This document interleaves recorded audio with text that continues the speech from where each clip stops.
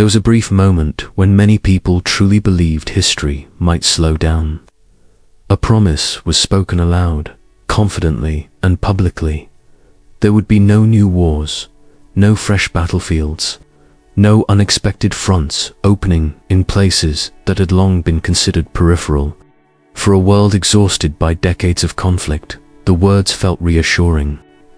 They suggested that humanity had finally learned something, that diplomacy, technology, and modern institutions might succeed where earlier generations had failed. It felt like a turning point, a declaration that the cycle of endless wars could finally be broken. But reality moved faster than hope. Almost immediately, the language of conflict returned to the headlines. Not as speculation, not as distant warnings, but as events already in motion. Military actions confirmed, escalations acknowledged, emergency briefings delivered with familiar urgency. The promise still existed on paper, but the world had already crossed a threshold. Something had shifted, and it was unmistakable. The contradiction was impossible to ignore. A future without war had been announced, yet war itself had answered back. This contradiction is not new, it is ancient. Long before modern borders were drawn, before global news networks existed, before leaders spoke to millions in real time, ancient texts described this very tension. They spoke of human assurances that peace was near, followed almost immediately by upheaval. They warned that declarations of stability would often come just before instability revealed itself. Not because people were intentionally deceiving one another, but because humanity has always overestimated its ability to control what comes next. The modern world likes to believe it has outgrown such patterns. With advanced intelligence systems, economic interdependence, and global alliances, war is often framed as irrational, outdated, even avoidable. And yet, when pressure builds, when resources, power, ideology, and fear collide, the old instincts return. Conflict does not disappear. It re-emerges in new forms, wearing modern uniforms, using modern language, but driven by the same underlying fractures. What makes this moment unsettling is not simply that another conflict has begun, but how naturally it fits into a broader rhythm. It does not feel isolated. It does not feel accidental. Instead, it feels like the first note in a familiar progression, one that has been played before at key turning points in history. When viewed individually, each conflict can be explained politically, but when viewed together, they begin to resemble a pattern. Ancient prophecy does not describe the end of an age as a single catastrophic event that arrives without warning. It describes a build-up, a sequence, a gradual alignment of conditions that, taken alone, might seem manageable, but together signal something far more significant. Wars are not presented as the final act, but as the opening movement, the signal that deeper forces are beginning to surface. One of the most striking aspects of these ancient warnings is their realism. They do not portray humanity as suddenly evil or unusually cruel at the end of history. Instead, they describe a world that looks remarkably familiar. Leaders making promises, populations longing for stability, and systems straining under pressures they were never designed to carry. In that sense, the prophecies are less about predicting specific events and more about revealing how history behaves when it reaches certain thresholds. The promise of peace, followed by the outbreak of war, exposes a deeper issue. It reveals the gap between intention and outcome. Most leaders genuinely want to avoid large-scale conflict. Most societies prefer prosperity over destruction. Yet despite these desires, wars continue to emerge. This is where the prophetic perspective diverges sharply from the political one. Politics assumes that better decisions can permanently solve the problem. Prophecy assumes that the problem is embedded much deeper. According to that worldview, conflict is not merely the result of failed negotiations or poor leadership. It is the visible symptom of an invisible conditioner, gradual erosion of moral restraint, trust, and shared truth. As those foundations weaken, instability becomes inevitable. War is not the cause of collapse, it is one of its most obvious signs. That is why ancient warnings often pair war with other conditions: lawlessness, division, and a growing indifference towards suffering. When empathy fades and accountability weakens, violence finds space to grow. Not always immediately, and not always in the same place, but inevitably. The world does not fall apart all at once. It unravels strand by strand. The moment a widely proclaimed promise of peace collapses under the weight of reality, it does more than disappoint. It signals that the systems meant to restrain chaos are losing their effectiveness. It suggests that events are no longer fully contained by human planning. And that realization can be deeply unsettling, especially for a culture that prides itself on control. Yet ancient prophecy never presents this moment as one of panic. In fact, it explicitly warns against fear. Not because the events are insignificant, but because fear clouds understanding. Panic narrows vision, while clarity requires perspective. The purpose of these warnings was never to terrify, but to prepare to help observers recognize when history is entering a familiar phase.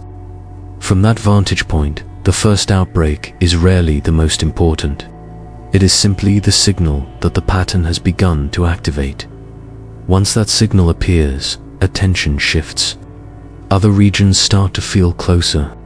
Other tensions, previously manageable, begin to intensify. What once seemed distant suddenly feels connected. And this is where the story truly begins. The collapse of a promise is not the end of peace. It is the revelation that peace, as it was defined, was always fragile. It marks the transition from expectation to observation, from believing that history can be paused to realizing it is moving forward exactly as it always has. When the first domino falls, the question is no longer whether more will follow, but how many and how quickly. As the world absorbs this first contradiction, the stage quietly resets. New locations come into focus. New conflicts rise from the background, and the ancient warnings, once considered symbolic or distant, begin to feel uncomfortably current. What was written as preparation now reads like commentary. The opening movement has played its note. The rest of the sequence is already forming. What happened next did not arrive with a dramatic announcement. There was no singular moment when the world collectively realized something new had begun. Instead, attention shifted quietly, almost reluctantly, toward a place few expected to become central to a much larger story. Venezuela had long existed on the margins of global focus, discussed occasionally, analyzed economically, referenced politically, but rarely seen as a trigger point for anything beyond its own borders. And yet, when conflict surfaced there, it carried a weight that felt disproportionate to its geography. At first, it was framed as a contained action, strategic, necessary, limited in scope. Language that has been used countless times before whenever force is introduced under the assumption that it can be carefully controlled. But history has shown that war rarely remains obedient to intention.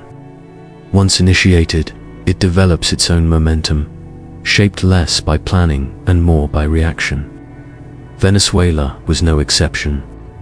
What made this moment unsettling was not simply the presence of military action, but how quickly it fit into a larger global atmosphere already thick with tension. The world did not react with shock so much as recognition. Another front, another escalation, another reminder that stability was thinner than it appeared. The promise of restraint had barely settled before being overtaken by events on the ground. From a prophetic perspective, This is precisely how early signs are described, not as obvious, universally acknowledged turning points, but as developments that only later reveal their significance. Ancient texts rarely emphasize the importance of a location itself. Instead, they focus on the pattern, the spread of conflict, the normalization of force, and the gradual widening of instability. Venezuela mattered not because of what it was alone, but because of what it represented within that pattern. In modern terms, Venezuela sits at the intersection of energy, resources, influence, and ideology. These factors alone are often enough to invite external involvement. But when they combine with existing global fractures, they become exponents. What might once have been a regional dispute begins to echo far beyond its borders. Allies are tested, adversaries recalibrate. Other nations watch closely, not merely to observe, but to prepare. Ancient prophecy speaks often of wars that begin quietly, not as world wars at first, but as conflicts that signal a shift in the international atmosphere. A moment when peace no longer feels like the default assumption, but like a temporary condition constantly under threat. Venezuela's emergence into this role fits that description uncomfortably well. There is also a deeper irony embedded in this development. Many believed that the Western Hemisphere, particularly regions long influenced by major powers, had moved beyond the kind of conflicts associated with older prophetic language.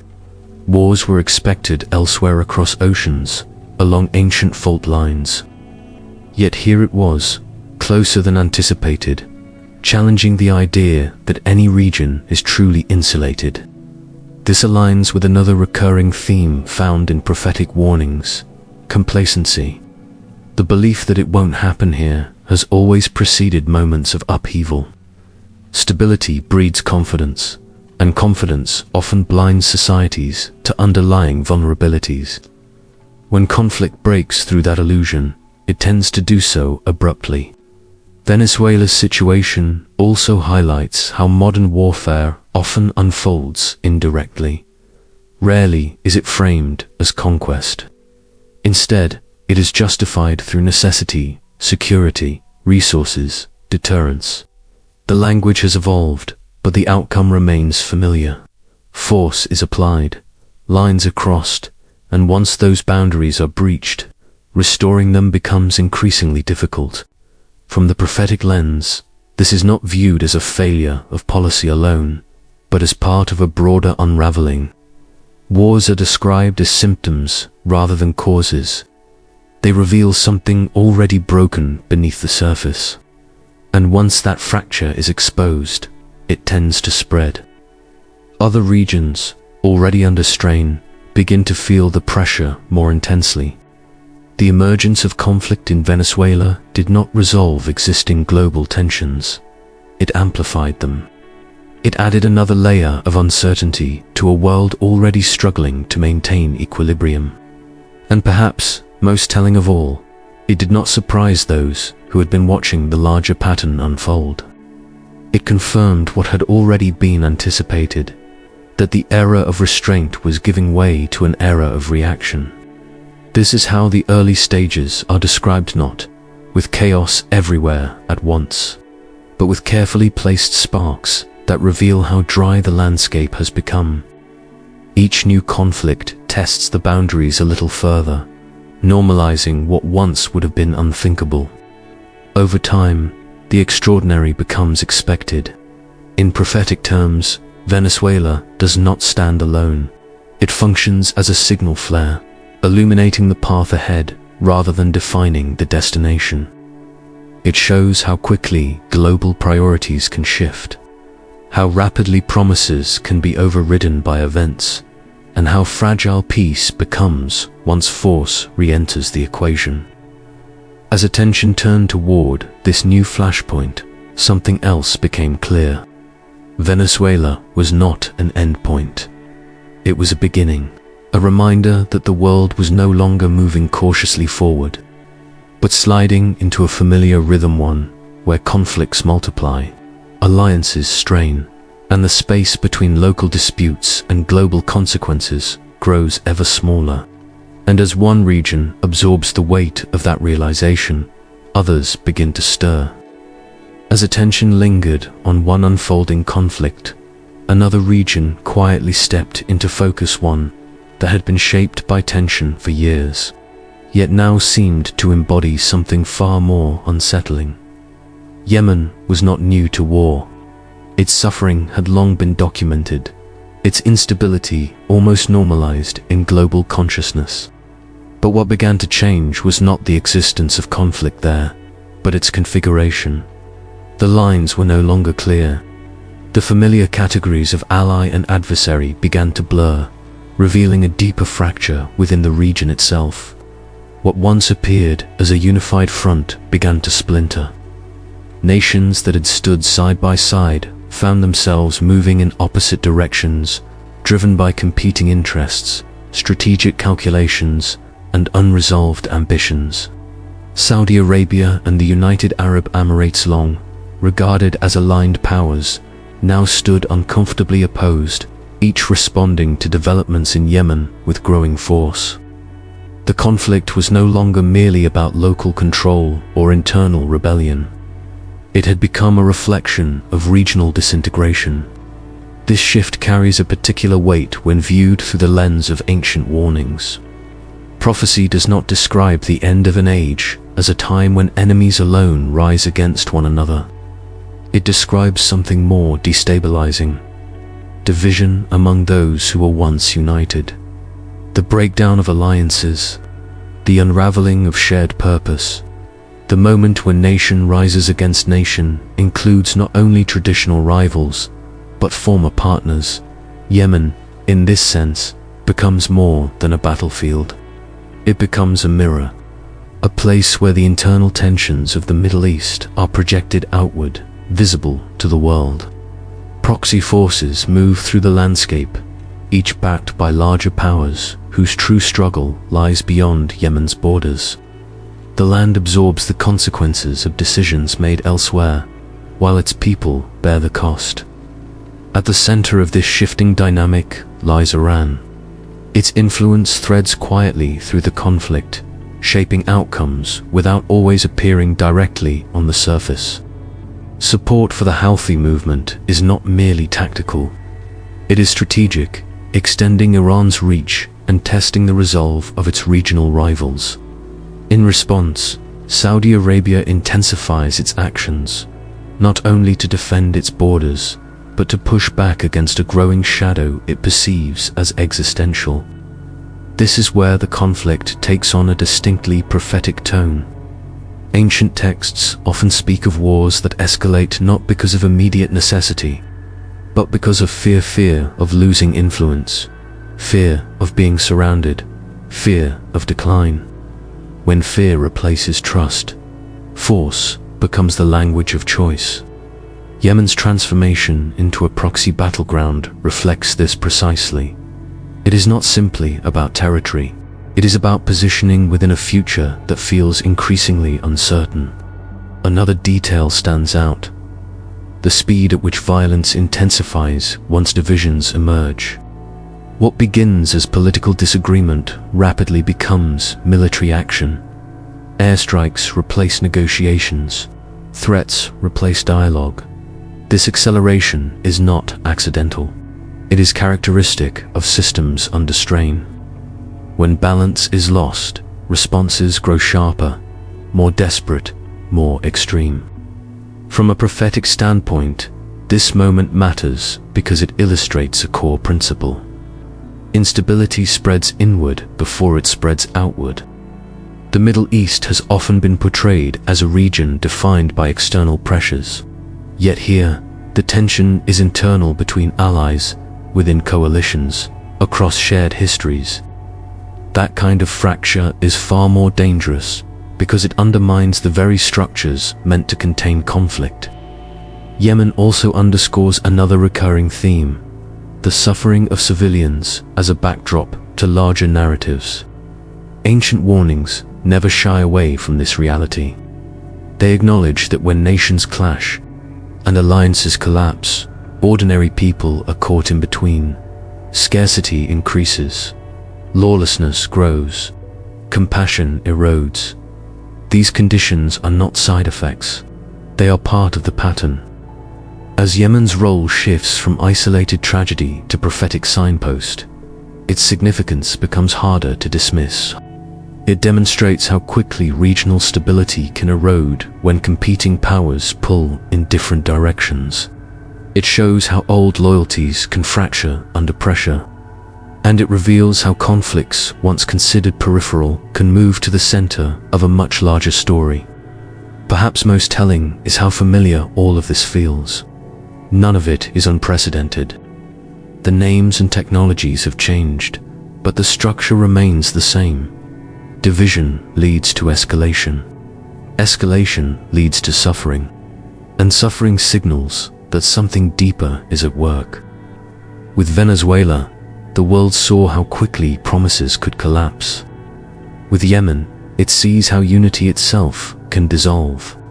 And as these patterns repeat, attention begins to shift once more toward a nation whose role in ancient prophecy is far more explicit, and whose internal unrest now threatens to spill beyond its borders.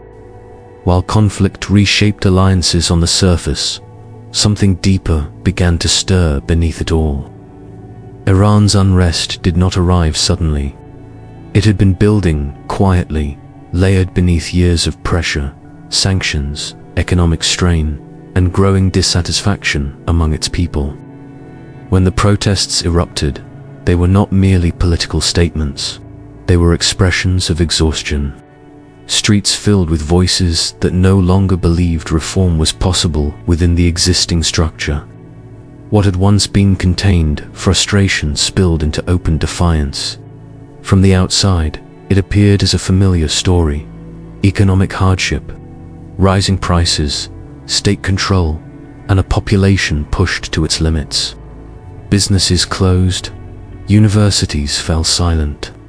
Entire provinces slowed to a standstill as demonstrations spread. But when viewed through a prophetic lens, these events carried a heavier weight. Iran was not just another nation experiencing unrest.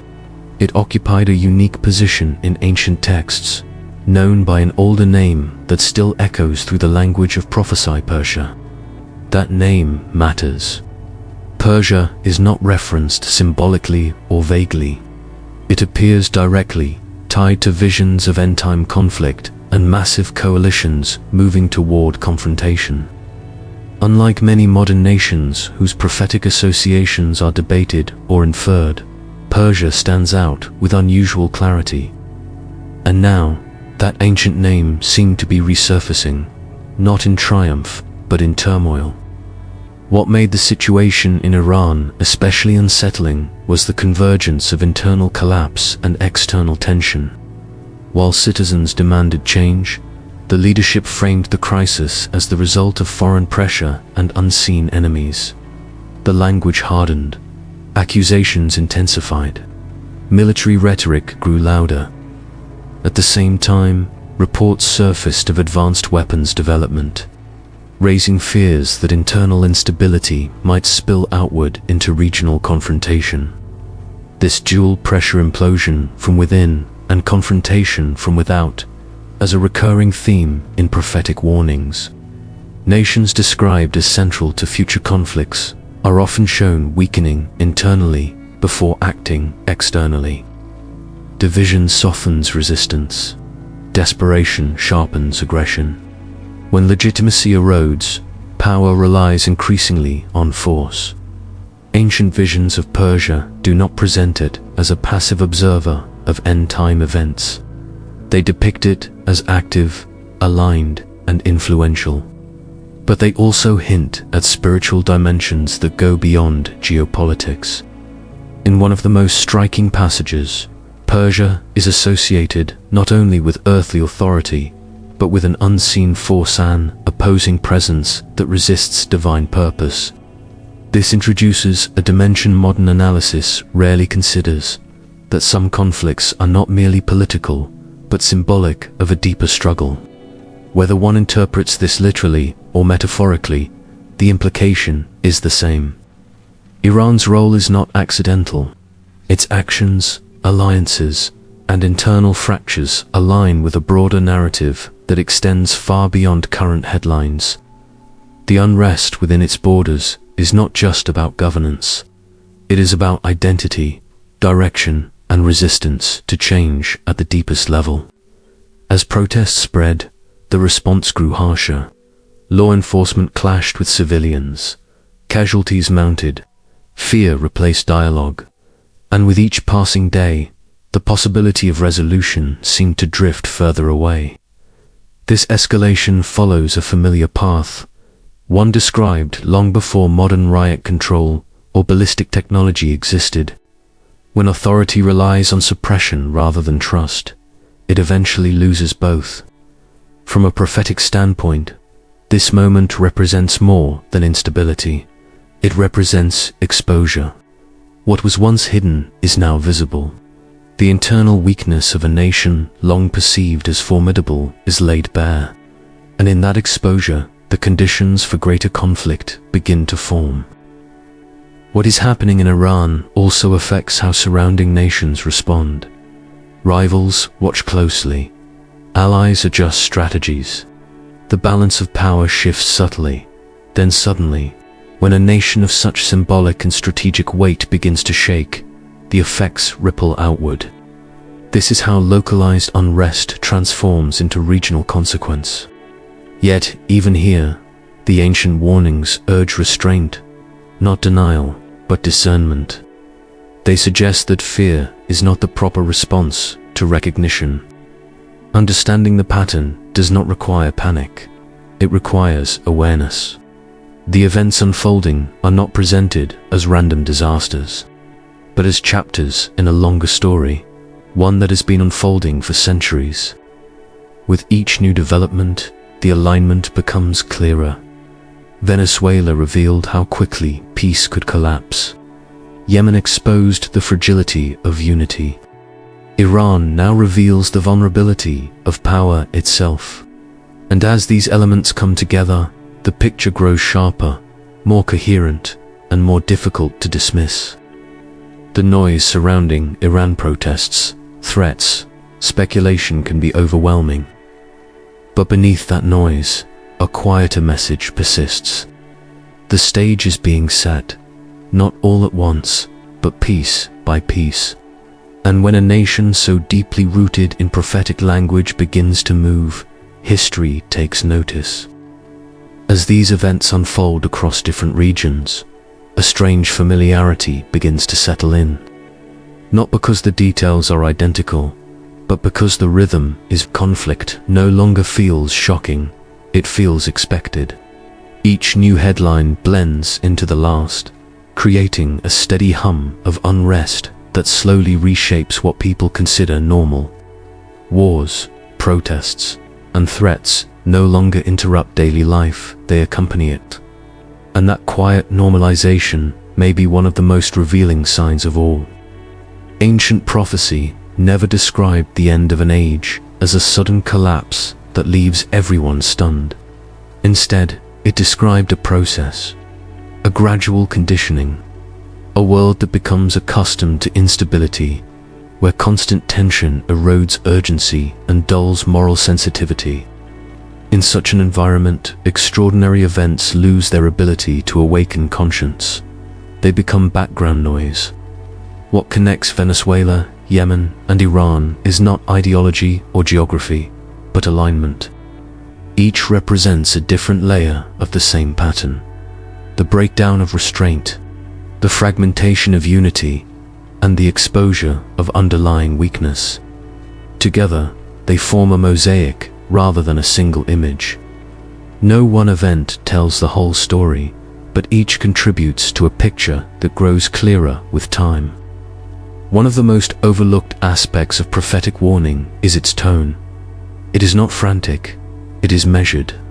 It does not demand panic, but perspective. The purpose is not to overwhelm, but to orient. To remind observers that chaos does not mean absence of meaning. On the contrary, It often reveals meaning more clearly than periods of calm ever could.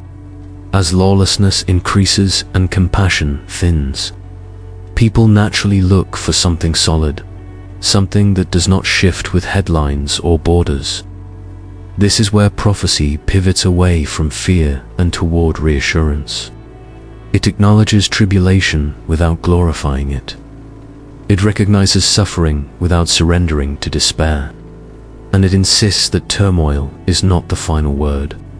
The closing message is not about predicting dates or assigning blame. It is about position. Where one stands when the noise grows louder matters more than understanding every detail of the noise itself. Ancient scripture consistently redirects attention inward, asking not how events will unfold, but how individuals will respond as they do. As the world accelerates and tensions stack upon one another, the invitation remains quiet but persistent, to remain steady when others panic, to remain discerning when others react, and to remain anchored when everything else feels in motion. History may feel as though it is speeding toward something unavoidable, but the warnings were never meant to trap humanity in fear.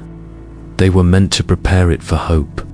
And when the noise finally fades, when the headlines change and the urgency dissolves into memory, what remains is not the chaos, but the clarity it briefly revealed.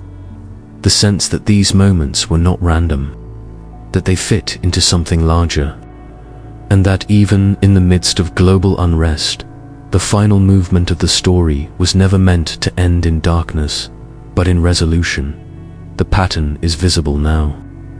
The warnings are no longer abstract, and as the world continues forward, the choice is no longer whether to notice but how to respond.